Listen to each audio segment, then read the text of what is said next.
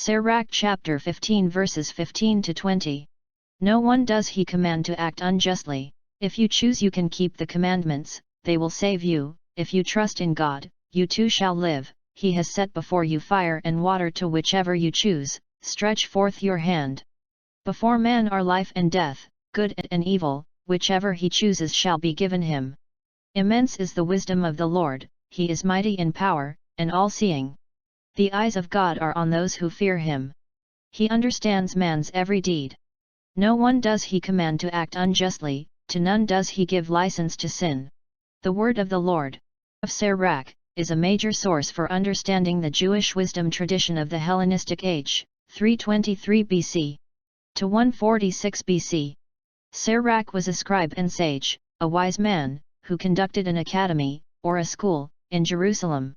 The young men who attended the school were instructed in ethics and religion. Today's reading is a study of free choice, or as the rabbis might say, an inclination, to do good or evil. Sirach is making the point that free choice cannot be forced on anyone because it is an internal decision. We have all been given free will to act or not act.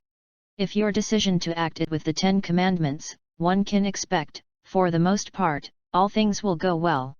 If your decision to act is not in accord with the 10 Commandments, one can expect that things will not go well. It was God's will that man should be subject to his own free choice.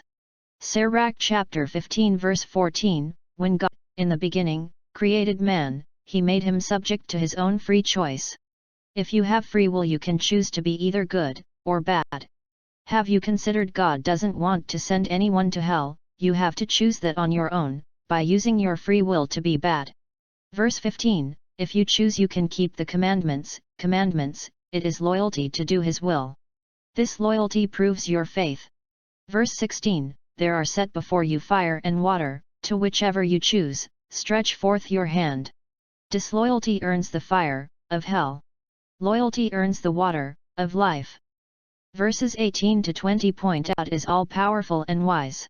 God sees everything of those who love and respect him as well as everything of those who don't believe or deny his existence. Verse 20, no one does he command to act unjustly, to none does he give license to sin. The choice to be good or evil remains an individual choice, a choice that God will accept and reward or punish the individual in accordance with their personal choice. But everyone sins, 1 Corinthians chapter 10 verse 13. No temptation has overtaken you that is not common to man. God is faithful, and he will not let you be tempted beyond your strength, but with the temptation will also provide the way of escape, that you may be able to endure it. As you can see, you have a free choice to do good or evil. If God forgives all, why do we fail to forgive each other?